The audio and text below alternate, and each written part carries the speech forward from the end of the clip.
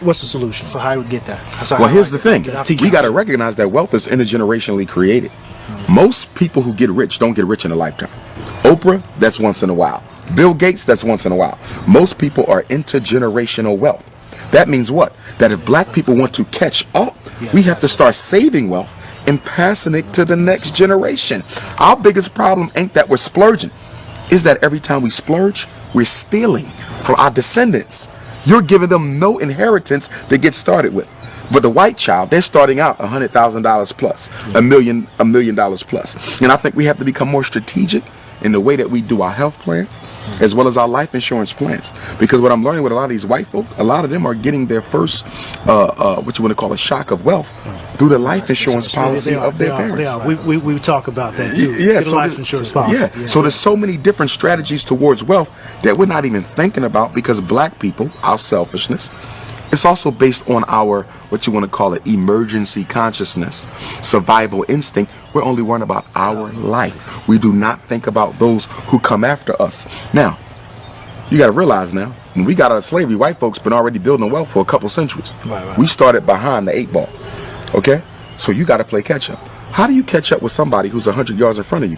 You have to run faster than they are. That means we have to sacrifice our spending habits more than everyone else in order to catch up.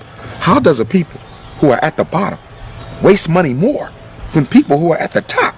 So not only are you not catching up, you're not even thinking about trying to catch up. This is good, and we got 1,000 questions, and we know you got a flight. We appreciate the time. Thank you. No problem. One fat, meat, juicy point. What would it be before you go? I would say that we have to build our own schools. Everything we're talking about, the only way it becomes normalized, the only way it becomes a part of the collective black consciousness is if the children are raised with it as a group.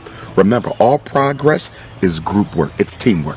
That means we need all the children in Jackson to be taught the principles of financial empowerment. All the children of Jackson to be taught how to eat healthy. All the children of Jackson to understand what black family means and why it's so important. Until then, it's just a specialty. As we spoke earlier, diet being a specialty, wealth is a specialty. Think about it. If you're black and you're in the know about money and the laws of finance, you are a specialty. You are an eccentricity. You are an oddity. That's a problem. Because for white people, gaining wealth is a regular part of their everyday conversation. Even poor white people are regularly talking about wealth. Black people don't discuss wealth at all. We have to move it from the marginalized status it has and make it a mainstream topic of conversation. Is there an answer? I know you can't just drop a 2-second answer. No. Here's what I would say with the unity. Again, unity has to be incorporated into the collective consciousness, which means children have to be socialized to unite with one another. Remember, our kids are socialized to disunite. As a principal, right?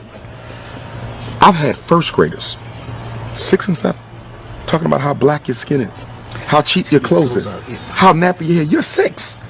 This your first year in school. How do you know all this? The parents. We are teaching our kids to be Negroes. So the only way you're going to undo that is to teach them to be Africans, which is why I want my school to be residential.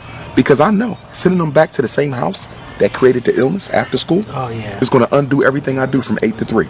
You got the kids for 16 hours. I got them for 8. I can't win.